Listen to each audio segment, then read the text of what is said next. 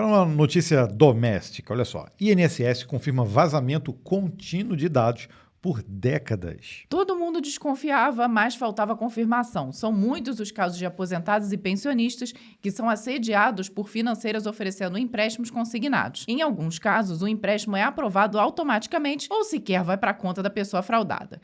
De onde vinham os dados da vítima? O INSS admitiu nessa semana que sofre um problema crônico de vazamento de dados, uma falha de segurança que vinha se estendendo por décadas, eu disse décadas, e afetando a vida de muitos contribuintes e beneficiários. A origem desses vazamentos estaria em logins e senhas de servidores de outras instituições públicas que possuíam acesso à base de dados do INSS. Segundo o comunicado do próprio órgão, faltou controle nesses acessos. Muitos dos servidores que tinham autorização de consulta não cumpriam mais a função original, mas continuavam com o privilégio de acesso ao sistema. Esse imenso volume de autorizações acabou provocando o uso de alguns logins e senhas para fins ilícitos. O INSS também reconheceu que não praticava nenhum tipo de autenticação de 2 fatores ou mesmo utilizava certificações digitais para confirmar a autenticidade dos acessos. Entretanto, o órgão reitera que o sistema de liberação de benefícios é independente do sistema de consultas e alega que não foram detectados fraudes nesse sentido.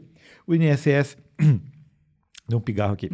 O INSS se comprometeu a rever seus sistemas e implementar medidas de segurança. Eles podiam copiar o que se faz, por exemplo, no que a gente utiliza na Apple, no Google, né, nessas contas, Microsoft.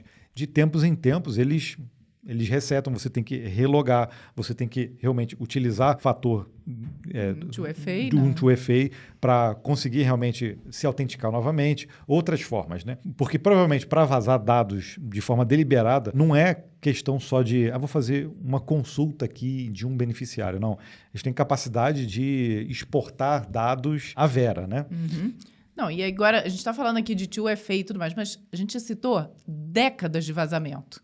Há 20 anos atrás, ninguém falava de 2FA, falava? Não é. Então, não, mas assim, aí as medidas eram outras, né? Exatamente, mas concorda então que eles estão há décadas deixando isso meio de lado e fingindo que não estão vendo esse problema? Olha, se a gente for entrar nessa seara de vazamento de dados, a gente não fica só no campo público, mas no privado também. Isso também, na época que a gente casou, eu tive dados vazados de uma instituição para outra. Por exemplo, a gente se mudou.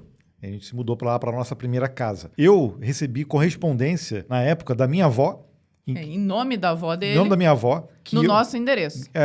E não existia como ter os dois. Não fazia sentido conectar os dois. A menos por uma linha telefônica que o Gabriel tinha. Então, a gente tem certeza de onde vazou os dados para outra instituição.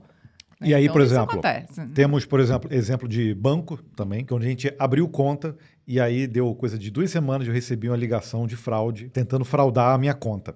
E olha, muito bem feita, né? Bem feita, Você, de fato, fica ali na hora meio assim. Aí a Vanessa...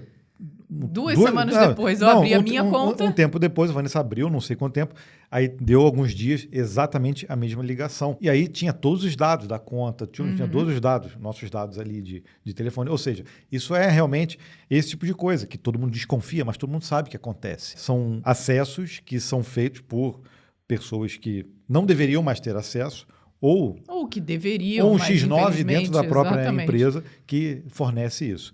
Eu sou da época, lá em 2000 e pouco, naquela época que se vendia CD lá no centro do Rio, e isso acontecia também em São Paulo, era comum o pessoal oferecer, não só software pirata, mas oferecer base de dados do INSS, mas também da Receita Federal. Então, por exemplo, teoricamente, daria para eu consultar aí dados de qualquer cidadão brasileiro, né? É preocupante, mas a gente sabe, né, que todo mundo que trabalha com segurança sabe que um dos principais fatores e o mais difícil de conseguir contornar é o ser humano, né? É quem está ali na ponta da utilização do software. Vou dar mais um caso, aí você vai concordar. Tem redes de farmácia aí no Brasil inteiro que você chega e fala assim, você tem cadastro aqui? Eu falei, não. Aí fala, dá seu CPF. Aí você digita o CPF, ela sabe teu endereço, teu telefone... Qual plano de saúde que você sabe qual plano de saúde, sabe tudo. Ou seja, você só precisa do CPF para confirmar um cadastro, mas os dados já estão lá disponíveis para ele. Dá mole, ela sabe até que o Gabriel tá usando cueca da Insider, viu? Aí, tá vendo? Pô, mas eu posso saber, Gabriel, a farmácia não. Estão nos escutando agora, será? Será, né? A gente está gravando, né? Vamos escutar, né? Verdade. Mas pelo menos não era ao vivo, né?